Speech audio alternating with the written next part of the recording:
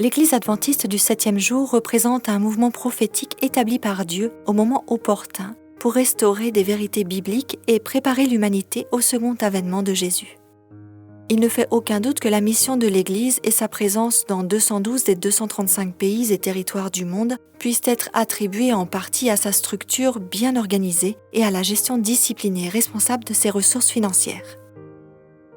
Un système budgétaire rigoureux dirige l'attribution des fonds en mettant l'accent sur l'efficacité dans le soutien financier de la mission.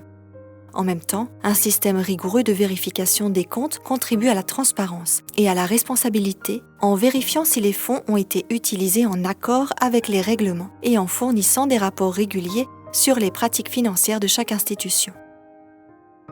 Cependant, développer la responsabilité et la transparence n'est pas seulement la responsabilité des trésoriers et des vérificateurs des comptes. L'efficacité de ce processus essentiel dépend aussi de la manière dont nous apportons nos dîmes et nos offrandes et de l'importance que nous attribuons aux reçus qu'on nous remet après que nous ayons donné. Les reçus ne sont pas seulement un droit. Notre devoir est de nous attendre à ce qu'on nous les remette.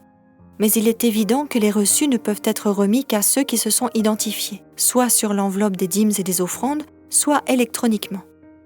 C'est pour cette raison que les enveloppes des dîmes et offrandes doivent être facilement disponibles dans les églises adventistes. Lorsque vous utilisez votre enveloppe ou donnez électroniquement, assurez-vous que vous comprenez toutes les options des dons, que vous avez clairement indiqué ce qui est dîme et ce qui est offrande.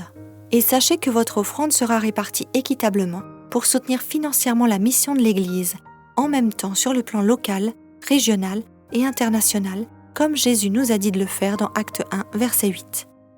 Cette répartition est réalisée automatiquement lorsque vous apportez des offrandes dont la destination n'est pas spécifiée.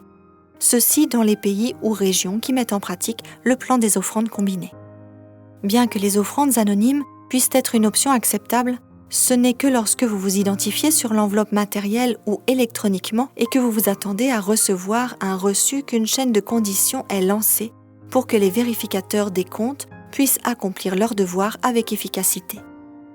Cependant, si par exemple vous décidez de donner votre dîme anonymement sans utiliser l'enveloppe, votre dîme sera probablement enregistrée comme offrande par le trésorier d'église. La conséquence est donc que celle-ci n'accomplira pas le but sacré voulu par Dieu pour la dîme. Cet exemple montre l'importance d'utiliser l'enveloppe et de vous identifier lorsque vous donnez et que vous vous attendez à ce qu'on vous remette un reçu.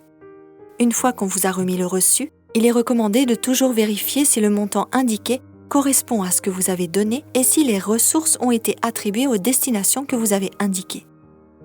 L'Église est le corps du Christ. Il en est la tête. Il désire que tout se fasse avec ordre. En travaillant ensemble à maintenir le système financier de l'Église digne de confiance et efficace, mettons nos désirs à la dernière place et Dieu à la première.